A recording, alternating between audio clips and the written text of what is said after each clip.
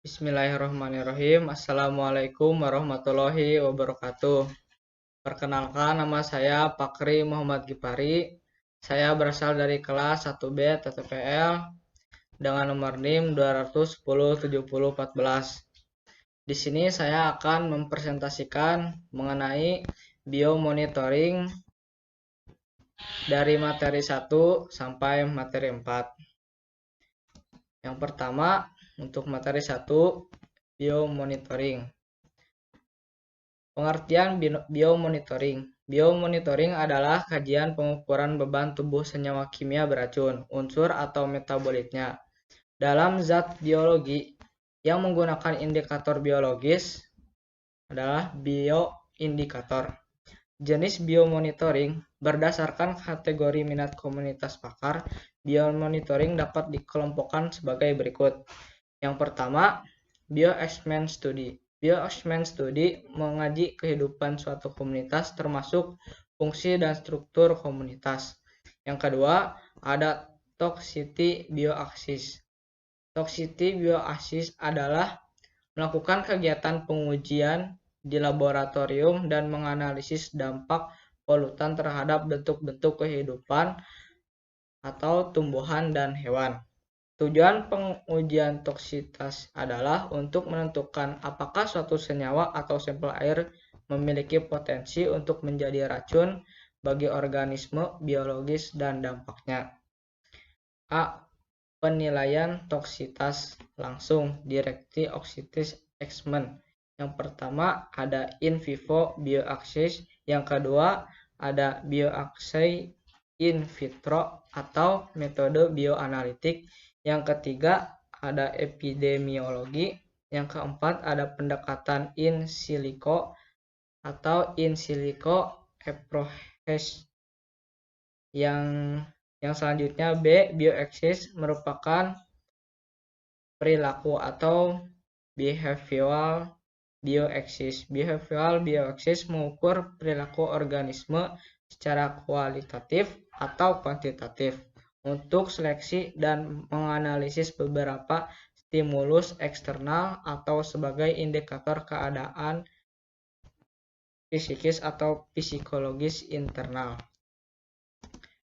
Yang selanjutnya, di sini ada tingkat kedudukan bioeksperimen.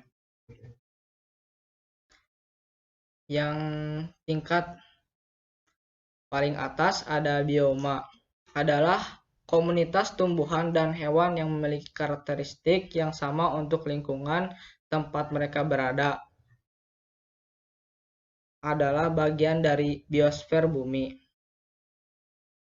Yang kedua yaitu ekosistem terdiri dari semua komunitas di wilayah tertentu serta semua komponen fisik lingkungan yang tidak hidup. Bantuan air dan tanah merupakan bagian dari ekosistem. Selanjutnya ada komunitas terdiri dari semua spesies yang berbeda dalam suatu wilayah tertentu. Lalu populasi sekelompok organisme berganda dari spesies yang sama di dalam kawasan tertentu. Lalu ada individu atau organisme berupa organisme uniseluler seperti bakteri atau amuba atau organisme multiseluler yang terdiri dari organ dan sistem organ. Selanjutnya ada sistem organ, sekumpulan organ yang bekerja sama untuk menjalankan fungsi tubuh tertentu. Lalu ada organ adalah sistem jaringan yang bekerja sama dalam skala yang lebih besar untuk melakukan pekerjaan tertentu di dalam tubuh makhluk hidup. Lalu ada jaringan terbuat dari sel yang bekerja sama untuk melakukan tugas tertentu. Jaringan berperan untuk membentuk struktur dasar pada bagian tubuh makhluk hidup. Lalu selanjutnya di sini ada sel. Adalah unit dasar kehidupan. Sel dibagi dua, yaitu sel tumbuhan dan hewan. Lalu yang terakhir ada molekul, terbuat dari atom atau unit terkecil dari unsur kimia. Selanjutnya ada tujuan pengujian toksitas. Tujuan pengujian ini biasanya digunakan sebagai penentuan dalam suatu air terdapat senyawa yang berpotensi menjadi toksik bagi biodata di dalamnya serta mengetahui dampaknya. Yang D, evaluasi toksisitas. Yang pertama ada in vivo atau pada seluruh organisme. Yang kedua ada in vitro atau molekul atau sel. Yang ketiga ada in silico, pendekatan pemodelan. Yang kedua, materi yang kedua ya ini ada avertebrata air. Avertebrata air atau avertebrata air adalah ilmu yang mempelajari semua biodata yang hidup dalam air, terutama biodata atau hewan air yang tidak memiliki tulang belakang sebagai penopang tubuhnya, termasuk juga tumbuhan air dan karang. Avertebrata atau invertebrata adalah hewan yang termasuk ke dalam jenis hewan yang tidak memiliki tulang punggung antar ruas-ruas tulang belakang. Kelompok hewan avertebrata mempunyai ciri-ciri tidak bertulang belakang, susunan syaraf terletak di bagian ventral atau perut, dan di bawah saluran pencernaan umumnya memiliki rangka luar atau exoskeleton, dan otak tidak dilindungi oleh tengkorak. Berikut merupakan filum avertebrata beserta contoh hewannya, yakni ada filum Annelida atau cacing laut, lintah, dan cacing gelang. Yang kedua ada filum Coelenterata, yakni ubur-ubur, ada yang menempel di dasar laut atau biasa yang disebut dengan polip, dan yang bergerak yakni medusa. Yang ketiga ada Echinodermata, yakni bintang laut, bulu babi, dan tripal. Yang keempat ada filum Mollusca seperti keong, gurita, sotong, cumi, dan kerang-kerangan. Yang keenam ada filum Polyptera, yakni sponge atau bisa yang disebut terumbu karang. Yang ketujuh ada filum Platyhelminthes, yakni cacing pipih yang ada di laut. Yang kedelapan ada filum Nemohelminthes, yakni cacing gilik bersifat parasit. Yang selanjutnya yakni vertebrata adalah kecepatan di mana hewan yang masuk ke vertebrata memiliki kecepatan dibanding invertebrata, hewan yang memiliki tulang belakang. Hewan-hewan tersebut memiliki struktur tulang yang berbentuk sempurna dan terdapat di dalam tubuh. Organ pernapasan vertebrata lebih kompleks dan sempurna. Ada dua jenis organ yang biasa ditemui di vertebrata, yakni insan dan paru-paru. Beberapa hewan bahkan mampu bernafas menggunakan insan dan paru-paru.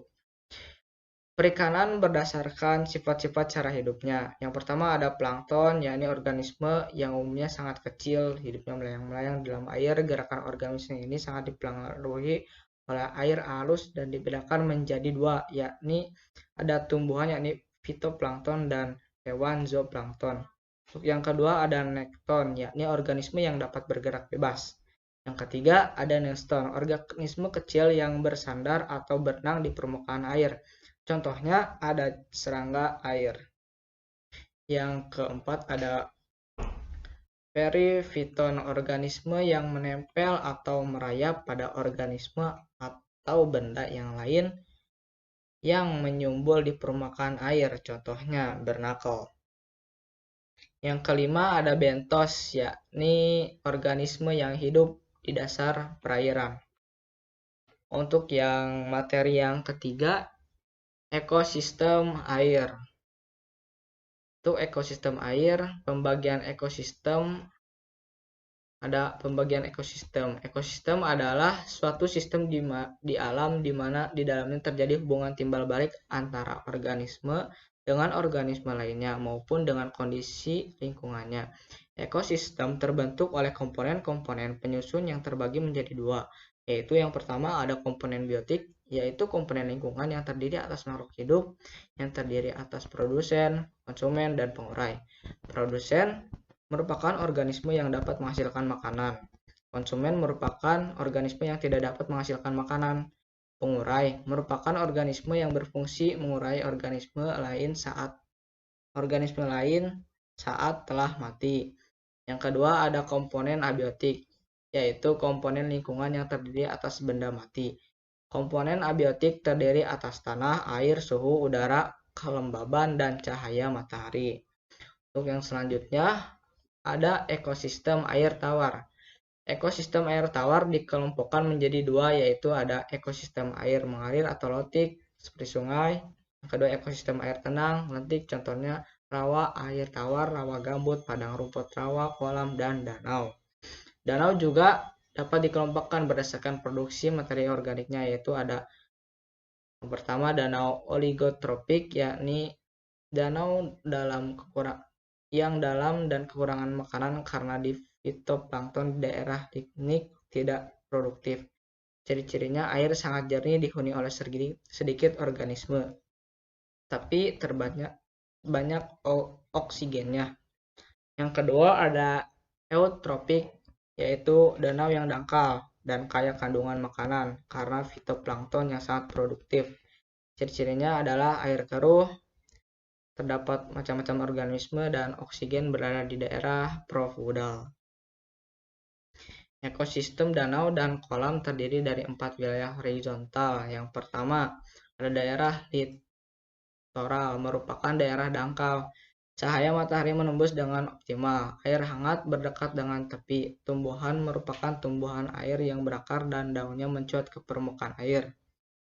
Yang kedua, ada daerah limnetik, merupakan daerah air bebas yang jauh dari tepi dan masih dalam ditembus sinar matahari.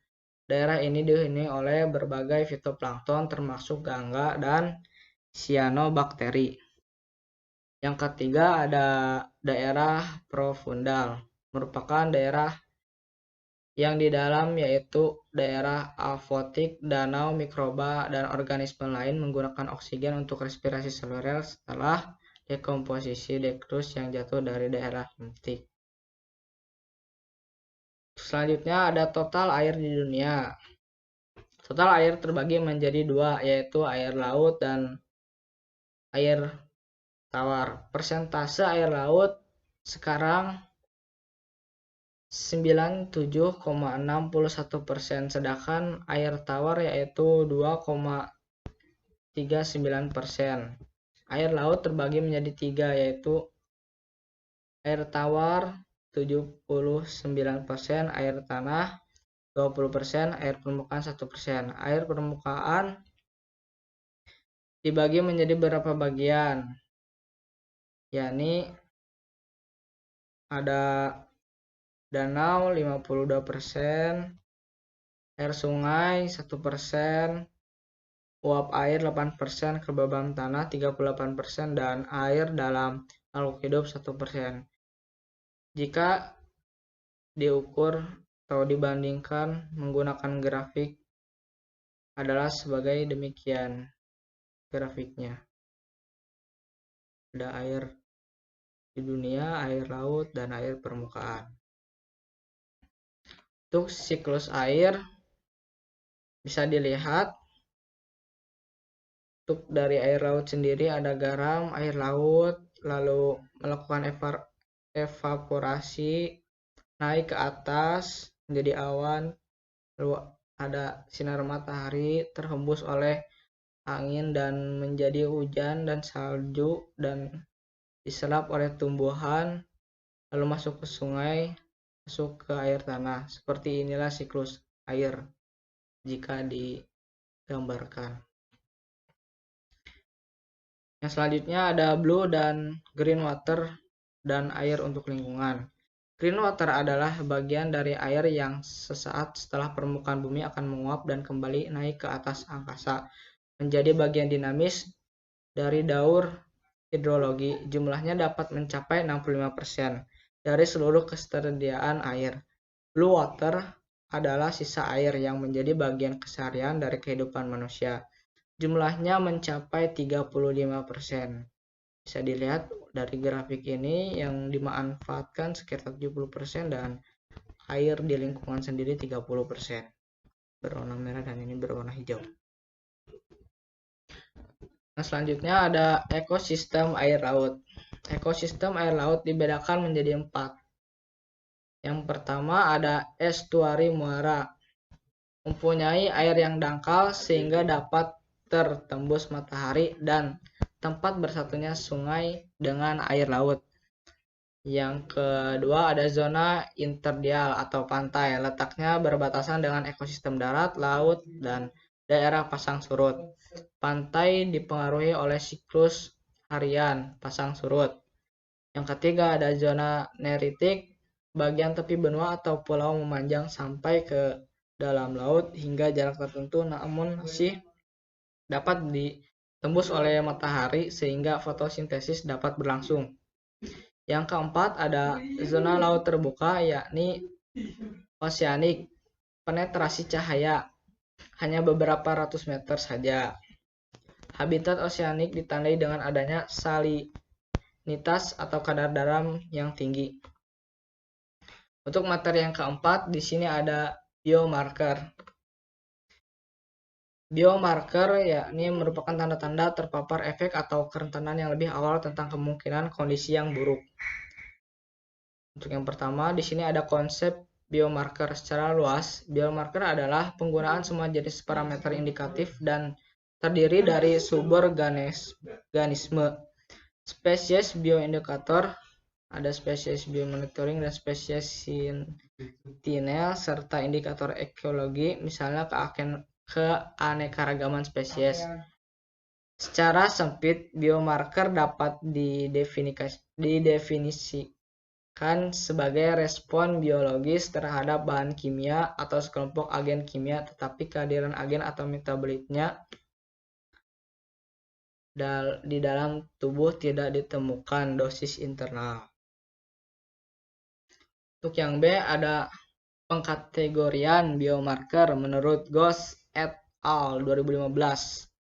Biomarker diklasifikasikan ke dalam 3, yakni ada biomarker paparan, yakni biomarker of exposure adalah substansi atau metabolit atau produk dari interaksi yang diukur dalam kompartemen atau cairan tubuh. Yang kedua ada biomarker efek. Biomarker of effect adalah perubahan terukur dalam suatu organisme yang dapat dikaitkan dengan gangguan kesehatan atau penyakit yang mapan atau potensial. Yang ketiga ada biomarker kerentanan, yakni biomarker of susceptibility adalah penandaan kemampuan untuk menanggapi tantangan paparan bahan kimia yang negatif. Untuk selanjutnya di sini ada paparan dan biotransformasi, ada 3 jalur utama, yakni dari paru-paru, kulit, dan konsumsi.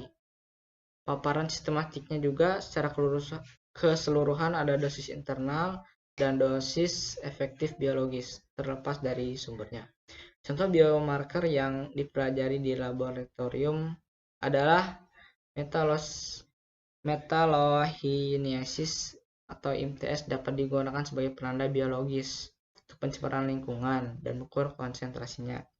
Yang kedua ada malonedialdehyde atau MDA adalah produksi lipid karena produksi oksidasi dikal yang berlebih dalam sel. Yang ketiga ada glikogen, yakni adalah bahan bakar untuk berbagai proses metabolisme dan fisiologis. Yang keempat ada acetylcholinesterase atau yang disebut dengan AC adalah enzim yang terpenting untuk transmisi impuls langsung tepat. Yang di sini ada kriteria biomarker yang praktis harus memiliki kriteria sebagai berikut. Ada 4, yaitu biomarker harus memberi tanggapan yang cukup sensitif. Yang kedua adalah biomarker harus spesifik untuk kontaminan tertentu atau untuk kelas kontaminan tertentu. Yang ketiga ada biomarker harus merespon dengan cara bersifat tergantung pada level konsentrasi yang dapat mengubah tingkat kontaminasi lingkungan.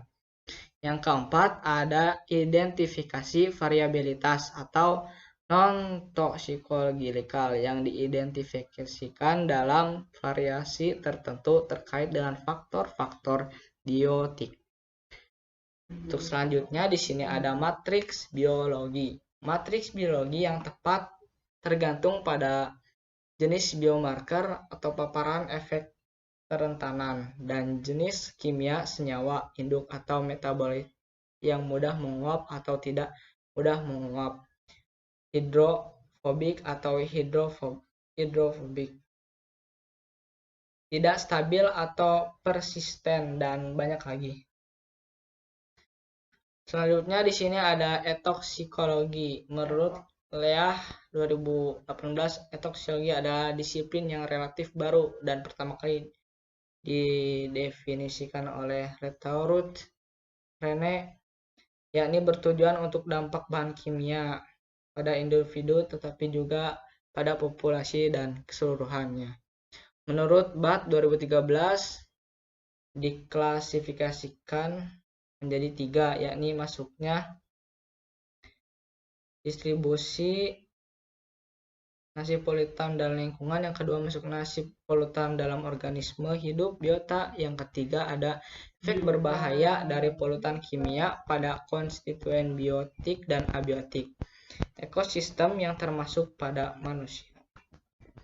Mungkin cukup sekian dari saya mengenai presentasi atau menjelaskan materi biomonitoring ini dari materi 1 hingga materi 4. Mohon maaf bila ada kesalahan dari saya dan semoga bermanfaat.